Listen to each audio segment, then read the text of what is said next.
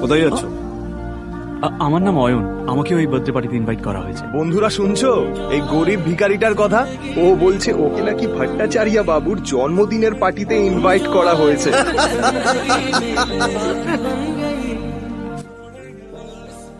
প্রেম সেন আরও ক্ষিপ্ত হয়ে যায়। ভাই এবার এদেরকে নিয়ে কি করবি?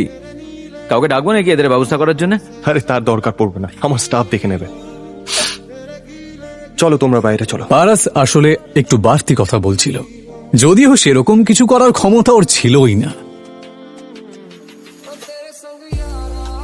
এই চলো চলো চলো চলো চলো চলো কারা এরা? আরে এদিক থেকে আসো।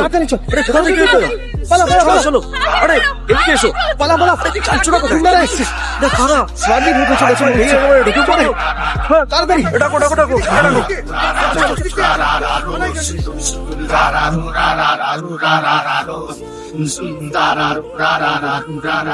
আচ্ছা, তোমাদের এত বেশি সাহস? যদি তাই হয় তাহলে আমার সামনে এসো।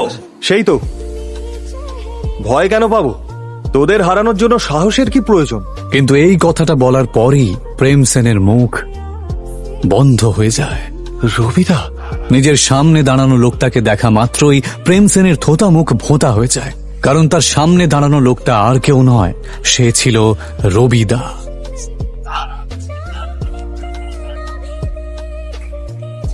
তাদের সবার লাল চোখ দেখে এটা বোঝা যাচ্ছিল যে তারা এখানে প্রেম এবং বাকি সবাইকে শেষ করতেই এসেছে। তাদের তিনজনের অবস্থাপন্ন পরিবারের লোকেরা সুরক্ষার ভয়ে যেই রবিদাকে টাকা পাঠায়, আজ সেই রবিদাকে সে খেপিয়ে দিয়েছে। এইমাত্র আমাকে কে চ্যালেঞ্জ করলো? দাদা, আমি তো ঠাট্টা করছিলাম, আমি জানতাম না ওখানে আপনি দাঁড়িয়ে আছেন। আমায় ক্ষমা করে দিন। ও, ঠাট্টা করছিলি বুঝি? হ্যাঁ, তা হতেই পারে, ঠাট্টা তো হতেই পারে। তাহলে একটা ঠাট্টা আমিও তোর সাথে করি। দাদা, এটা কথা বলে মীমাংসা করলে হয় না?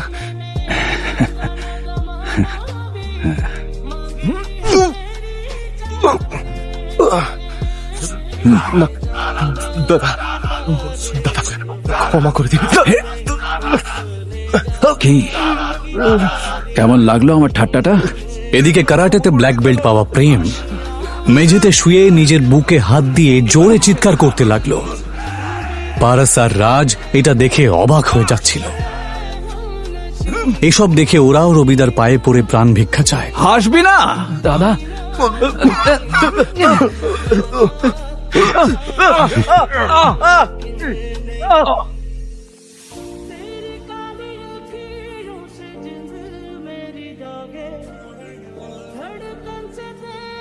ওঠাতে পারছিস না?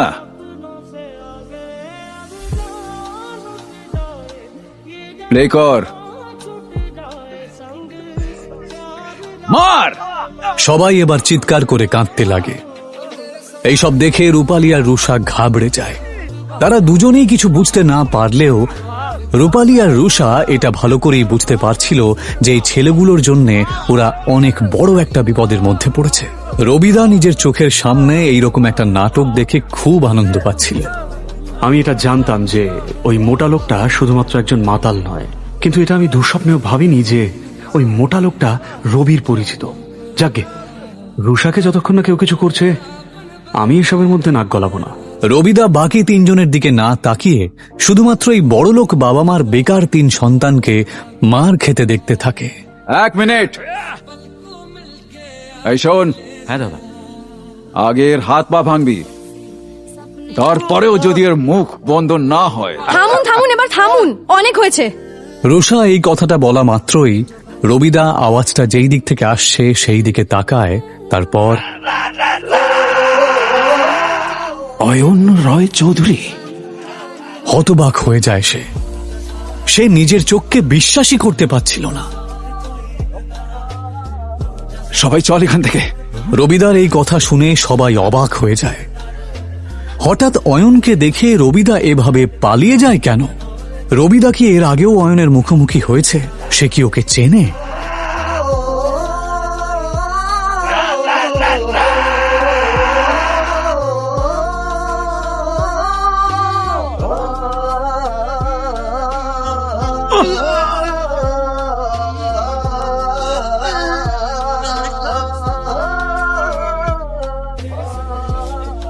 সত্যি কি অয়ন একজন আরবপতি?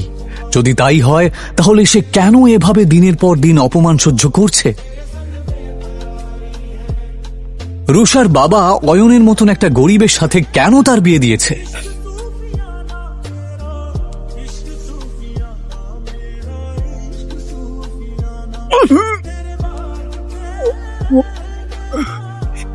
মধ্যবয়স্ক ভদ্রলোকটিকে দেখেই অয়নের মাথা গরম হয়ে গেল।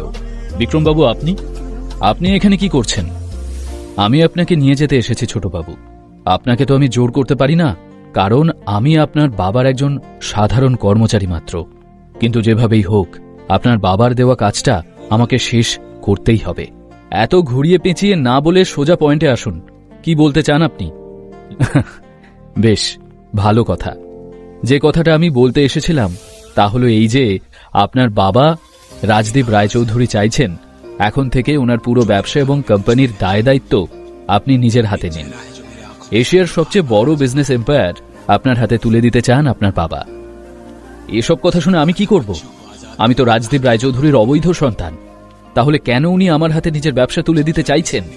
তার থেকেও বড় কথা, আমার মা যখন অসুস্থ ছিলেন তখন আমি ওনার সাথে যোগাযোগ করার বহু চেষ্টা করেছিলাম, কিন্তু উনি তখন ব্যস্ত ছিলেন ওনার সো কল্ড বিজনেস মিটিংস নিয়ে। ওনার জন্যই আমি আমার মাকে হারিয়েছি, তাই ওনাকে আমি কোনোদিনও ক্ষমা করতে পারবো না। আপনি এখান থেকে চলে যান প্লিজ। অয়নের কথা শুনে একটা দীর্ঘশ্বাস ফেললেন বিক্রমবাবু। ছোটবাবু, আপনি খুব ভালো করেই জানেন আপনার বাবা কিরকম জেদি মানুষ। আপনাকে নিজের কাছে নিয়ে যাওয়ার জন্য যত দূর যেতে হয় উনি যাবেন। ওনার ক্ষমতার কাছে মল্লিক পরিবারের কোনো ভ্যালুই নেই। আপনার বাবা যখন কিছু চান সেটা যেভাবেই হোক পেয়েই ছাড়েন। কিন্তু একটা ছোট্ট পরামর্শ দিই আপনাকে, আপনার সাথে যা ঘটেছে সেসব ভুলে যান। আপনার যা কিছু প্রাপ্য মিস্টার রায়চৌধুরী আপনাকে সব দিতে রাজি আছেন। আপনি ফিরে চলুন। আপনি এখান থেকে চলে যান বিক্রমবাবু। আর আমার বাবাকে পরিষ্কার জানিয়ে দিন যে ওনার বিষয় সম্পত্তি নিয়ে আমার কোনো ইন্টারেস্ট নেই, কারণ ওনার গোটা সম্পত্তির বিনিময়েও আমি কিন্তু আমার মাকে ফিরে পাবো না। আর হ্যাঁ, ভুল করেও যেন কেউ জানতে না পারে যে আমি রায়চৌধুরী গ্রুপ অফ কোম্পানিজের মালিক রাজদীপ রায়চৌধুরীর ছেলে। কথা শেষ করেই অয়ন বাইক স্টার্ট করে ওখান থেকে চলে গেল। ও চলে যাওয়ার পরে বিক্রমবাবু পকেট থেকে ফোন বের করে রাজদীপ রায়চৌধুরীর নম্বর ডায়াল করলেন। অনেক বোঝালাম স্যার, কিন্তু অয়ন কোনোভাবেই রাজি হলো না। অয়নকে আমার যেভাবেই হোক চাই, তার জন্য যা করার করো, কিন্তু ওকে আমি আমার সামনে দেখতে চাই, ব্যাস। বিক্রম ফোনটা রেখে একটু মুচকি হেসে বললেন, এবার তো আপনাকে ফিরতেই হবে ছোটবাবু। 7টা বেজে গেছে। চারদিকে চোখ বুলিয়ে অয়ন নিজের মনেই বলল, মনে হয় শ্রীমন্তীর মা বাড়ি চলে গেছেন। কিন্তু শ্রীমন্তী কোথায়? ও কি এখনো ফেরেনি? ফোন ধরতেই ওপাশ থেকে চেঁচিয়ে উঠলেন সুরভি দেবী, কোথায় ছিলে তুমি? তোমার জন্য আমাকে আমার বান্ধবীদের সামনে কতটা ইনসাল্টেড হতে হয়েছে সেটা জানো? তোমার ফোনটাও আনরিচেবল ছিল। অপেক্ষা করে করে আমি বাড়ি চলে এলাম। কোথায় ছিলে বলো তো? সরি মা, আসলে আমি শ্রীমন্তীকে পিক আপ করতে ওর অফিস গিয়েছিলাম। ওর ফোনটাও। সুরভি দেবী আবার ধমকে উঠলেন, আচ্ছা এখন তোমার ফোনটা দাও ওকে। ওকেও তো ফোনে পাচ্ছি না। কিন্তু মা, ও তো আমার সাথে নেই। মানে? এইমাত্র তো তুমি বললে শ্রীমন্তীকে আনতে গিয়েছিলে। হ্যাঁ, কিন্তু শ্রীমন্তী আসেনি আমার সঙ্গে। ওর কোনো এক ক্লায়েন্টের সঙ্গে। এত রাত হয়ে গেছে আর তুমি বলছো শ্রীমন্তী ওর কোনো এক ক্লায়েন্টের সঙ্গে আছে? নির্ঘাত তুমি কোনো ঝামেলা পাকিয়েছিলে, সেই কারণেই ও তোমার সঙ্গে আসেনি। আরে রেসপন্সিবল জামাই হতে পারোনি মানলাম, অন্তত রেসপন্সিবল স্বামী হওয়ার তো চেষ্টা করো। সুরভি দেবী ফোন রাখতেই অয়ন শ্রীমন্তীকে ফোন করল। শ্রীমন্তীর ফোন তখনও আনঅ্যাভেলেবল ছিল। এবার সত্যি অয়নের খুব চিন্তা হলো শ্রীমন্তীর জন্য। বেশ কয়েকবার শ্রীমন্তীকে ফোনে ট্রাই করে কোনো জবাব না পাওয়ায় বাধ্য হয়ে অয়ন মল্লিক ম্যানশন থেকে বেরিয়ে নিজের বাইকে উঠে বসল। তারপর সোজা বাইক ছোটালো মনীষ আগরওয়ালের নাইট ক্লাবের দিকে। অয়নের সম্পর্কে মনীষ আগরওয়াল কিছু না জানলেও মনীষ আগরওয়ালের সম্পর্কে অনেক কিছুই শ্রীমন্তীর কাছ থেকে জেনেছিল অয়ন। শ্রীমন্তী বলেছিল যে মনীষ আগরওয়াল ওর অনেক দিনের ক্লায়েন্ট এবং তার একটা নাইট ক্লাবও আছে। তাই অয়ন আর সময় নষ্ট না করে সেদিকে রওনা দিল। অয়ন নাইট ক্লাবের সামনে বাইক পার্ক করে ভেতরে ঢুকল। অয়ন চারিদিকে তাকিয়েও শ্রীমন্তীকে দেখতে পেল না, কিন্তু হঠাৎই একটা রুম থেকে শ্রীমন্তীর চিৎকার শুনতে পেল অয়ন। সেই রুমের দরজা ঠেলে দ্রুত পায়ে অয়ন ভেতরে ঢুকেই আঁতকে উঠল। ওর সামনে থাকা বিছানাতে নেশায় বুঁদ হয়ে পড়ে রয়েছে শ্রীমন্তী। তুই এখানে এখানে আসার সাহস কি করে হলো তোর? অয়নের চোখ রাগে লাল হয়ে গেল। ওর রুদ্র মূর্তি দেখে মনীষ আগরওয়াল কাঁপতে শুরু করে দিল। মিস্টার আগরওয়াল, আমি শ্রীমন্তীর husband. Yes, I am her husband. ওর তোমার উপর খুব বিশ্বাস ছিল। এরপর তোমার যা ব্যবস্থা করার ওই করবে। কথা শেষ করে শ্রীমন্তীকে কোলে নিয়ে রুম থেকে বেরিয়ে গেল অয়ন। শ্রীমন্তীকে সঙ্গে নিয়ে বাড়ি ফিরে অয়ন ওকে নিজের বিছানায় এনে শুইয়ে দিল। নেশাতুর শ্রীমন্তী বিছানায় শুয়েই গভীর ঘুমে তলিয়ে গেল। ওর নিষ্পাপ সুন্দর মুখটার দিকে চেয়ে থেকে অয়ন বলল, আমি জানি তুমি আমার ঘরে শুতে পছন্দ করো না, কিন্তু আজকের রাতটুকু তোমাকে এ ঘরেই কাটাতে হবে, কারণ এ অবস্থায় তোমাকে একা ছেড়ে দেওয়ার কথা আমি ভাবতেই পারি না। পরের দিন সকালে ঘুম থেকে উঠে অয়ন ফ্রেশ হয়ে জামা বদলাচ্ছিল, আর ঠিক তখনই শ্রীমন্তী চোখ খুলল। নিজেকে অয়নের বিছানায় দেখে মাথাটা গরম হয়ে গেল ওর। তোমার সাহস কি করে হলো আমাকে এখানে আনার, আমার সাথে এক বিছানায় শোয়ার? আমাকে এখানে কেন নিয়ে এসেছ? অয়ন অবাক হয়ে শ্রীমন্তীকে দেখছিল। তুমি খুব ভালো করে জানো আমরা আলাদা রুমে থাকি, তাহলে কেন তুমি আমাকে নিজের বিছানায় শোয়ালে? শ্রীমন্তী, গতকাল রাতে তুমি নেশা করেছিলে, আর ওই রাস্কেল আগরওয়াল তোমাকে মলেস্ট করার চেষ্টা করছিল। আমি ঠিক সময় এসে না বাঁচালে একটা দুর্ঘটনা ঘটে যেতে পারত। এত কিছুর পর তোমাকে একা ছাড়তে মন চায়নি আমার, তাই তোমার সাথেই ছিলাম আমি। এতক্ষণে গত রাতের ঘটনাগুলো আস্তে আস্তে মনে পড়ছিল শ্রীমন্তীর। রাতের ঘটনা মনে পড়তেই শ্রীমন্তী একটু দমে গেল। গতকাল রাতে কি হয়েছে আমার সব মনে আছে, ওকে? কিন্তু আমাকে বাঁচিয়েছ বলে যদি ভেবে থাকো যে সেটা সুযোগ নিয়ে তুমি আমার কাছাকাছি আসার চেষ্টা করবে, তাহলে সেই ভুল ভাবনা এখনই মাথা থেকে বের করে দাও।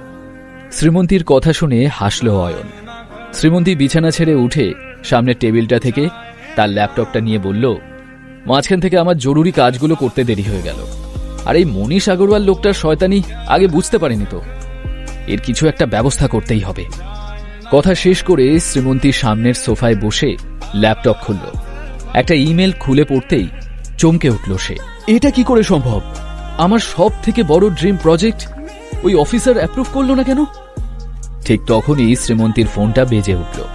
শ্রীমন্তী, আমাদের ফ্যামিলি বিজনেস আর কোম্পানি থেকে তোমায় আলাদা করে দেওয়া হলো। এখন থেকে মল্লিক ইন্ডাস্ট্রিজ নিয়ে তুমি আর মাথা ঘামাবে না। আজ থেকে এখানে তোমার আর কোনো ভূমিকা নেই। কথাটা শোনা মাত্র শ্রীমন্তীর হাত থেকে মোবাইলটা ছিটকে নিচে পড়ে গেল। দাদুর কাছ থেকে এত বড় একটা সিদ্ধান্তের কথা শুনে সে রীতিমতো শকড হয়ে সোফায় বসে পড়ল। শ্রীমন্তী, কি হলো তোমার? তুমি ঠিক আছো তো? কার ফোন ছিল? ঠিক তখনই অয়নের চোখ শ্রীমন্তীর ল্যাপটপের উপর পড়ল। সমস্যাটা যখন আমার, তখন আমি সামলে নেব। এই প্রজেক্টটা না পাওয়ার কারণেই আমাকে ফ্যামিলি বিজনেস থেকে বের করে দেওয়া হলো। দাদু আমাকে কোম্পানি থেকে সরিয়ে দিয়েছেন, কিন্তু তা কি করে সম্ভব?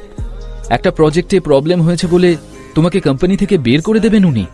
তাছাড়া প্রজেক্টটা অ্যাপ্রুভ না হলে তাতে তোমার দোষ কোথায়? বললাম তো, সবটা আমি সামলে নেব। আমার মতে তোমার একবার তোমার দাদুর সাথে কথা বলা উচিত। এত বড় ডিসিশন উনি হুট করে কিভাবে নিলেন? শ্রীমন্তী চুপচাপ ওখান থেকে চলে যেতে গেলে অয়ন থামিয়ে বলে, শ্রীমন্তী, সবাই আমাকে অকর্মণ্য ইউজলেস ভাবে, হয়তো তুমিও তাই ভাবো, কিন্তু তাও একটা কথা বলছি, অন্যের ওপর বিশ্বাস করে কি পেলে বলো? একবার না হয় নিজের এই ইউজলেস হাজব্যান্ডের ওপর বিশ্বাস করেই দেখো। ওহ, নিজেকে বড্ড বেশি চালাক মনে করো, তাই না? তা শুনি, কি করতে পারবে তুমি? দেখোই না কি করতে পারি আমি। এবার কি করবে অয়ন, যাতে শ্রীমন্তীর দাদু ওকে পারিবারিক বিজনেস থেকে বের না করে দেন? নাকি কথা রাখতে পারবে না অয়ন, আর ওদের সম্পর্ক আরো খারাপ হয়ে যাবে? শ্রীমন্তীকে অয়ন বলল, আমার সঙ্গে তোমার দাদুর অফিসে চলো শ্রীমন্তী, গিয়ে ওনার সাথে খোলাখুলি কথা বলো, তারপর দেখা যাক। অয়নের কথা শুনে কিছুক্ষণ ওর দিকে চেয়ে থেকে কিছু একটা ভেবে শ্রীমন্তী বলল, চলো। অয়ন শ্রীমন্তীকে নিয়ে টক